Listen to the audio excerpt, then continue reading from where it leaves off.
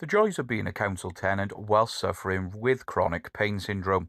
So, as most of you are aware, we have an ongoing problem with our drainage in the bathroom, where our bath and our sink both hold water.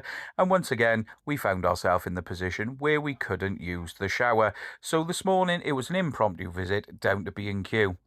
But in my current state, I am unable to drive the car, so it was a lovely trip out with my mummy to purchase some new drain snakes. After we did our buy-in, it was back in the car, and the best part of the trip was my mother's constant dialogue and her choice language when it came to road rage. People beware, when Sister Karen is on the road, please use your indicators. When we're back at home, it's time to bust open the bath panel, and as you can see, typical council workmanship, all manner of crap left under the bath from God knows when. So when we took the U-bend off, whilst battling a back spasm at the same time, we were met with a real Fausty smelling dose of pipe juices. Yummy. Really puts you off your morning cup of tea. In with the drain snake, and I was quietly confident that I would find some kind of creature lurking down in the pipework like we did the last time.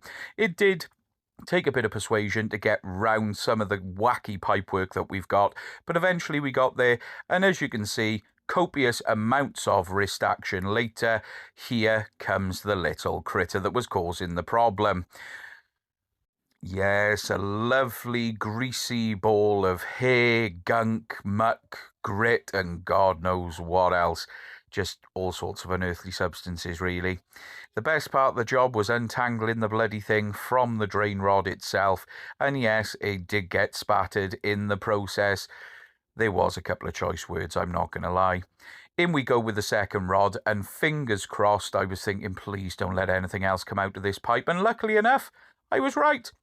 I think we solved the problem on this blockage, at least for now. So it's time to put everything back together, on with the U-bend, which did take a couple of attempts because bloody cross-threading is a bloody nightmare. On with the bath panel, and yes, I know the professionals amongst you will probably say, oh, he hasn't done that right, but you know, when you're in as much pain as I am, fighting a back spasm, can't feel your legs at this point, you know, I was just glad to get the job done.